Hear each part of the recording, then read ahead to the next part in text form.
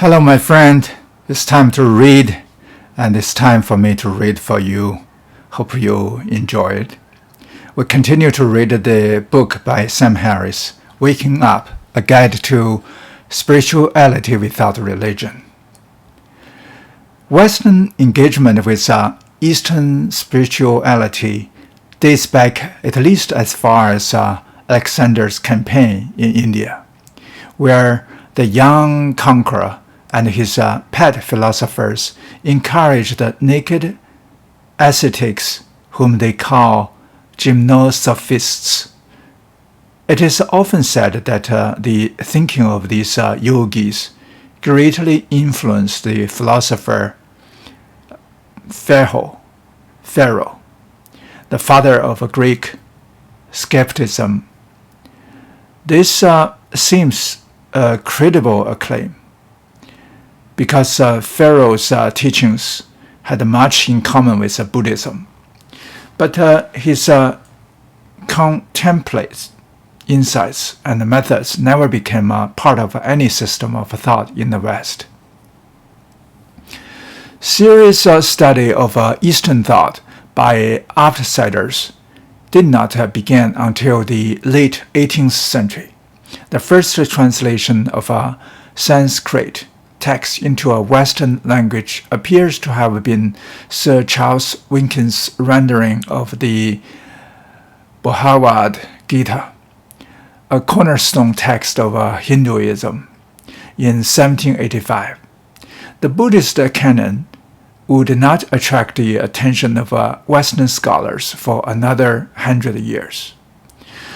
The conversation between East and West started in earnest, albeit inauspiciously, with the birth of the Theosophical Society. That golem of spiritual hunger and self-deception brought into this world almost single-handedly by the incomparable Madame Helena Petrovna Blavatsky in 1875. Everything about Blavatsky seemed to defy earthly logic. She was an enormously fat woman who was said to have wandered alone and undetected for 7 years in the mountains of Tibet. She was also thought to have survived shipwrecks, gunshot wounds, and sword fights. Even less persuasively, she claimed to be in psychic contact with members of the Great White Brotherhood of Ascended Masters, a collection of immortals responsible for the evolution and maintenance of the entire cosmos. Their leader hailed from the planet Venus, but lived in the mythical kingdom of Shambhala, which Blavatsky placed somewhere in the vicinity of the Gobi Desert. With the suspiciously bureaucratic name the Lord of the World, he supervised the work of other adepts, including the Buddha, Maitreya, Mahachohan, and one Kut Humi, who appears to have had nothing better to do on behalf of the cosmos than to impart its secrets to Blavatsky. It is always surprising when a person attracts legions of followers and builds a large organization on their legacy while peddling penny arcade methodology of this kind. But perhaps this was less remarkable in a time when even the best educated people were still struggling to come to terms with electricity, evolution, and the existence of other planets. We can easily forget how suddenly the world had shrunk and the cosmos expanded as the 19th century came to a close. The geographical barriers between distant cultures had been stripped away by trade and conquest. One could now order a gin and tonic almost everywhere on Earth. And yet the reality of unseen forces and alien worlds was a daily focus of the most careful scientific research. Inevitably, cross-cultural and scientific discoveries were mingled in the popular imagination with religious dogma and traditional occultism. In fact, this had been happening at the highest level of human thought for more than a century. It is always instructive to recall that the father of modern physics, Isaac Newton, squandered a considerable portion of his genius on the study of theology, biblical prophecy, and alchemy. The inability to distinguish the strange but true from the merely strange was common enough in Blavatsky's time, as it is in our own.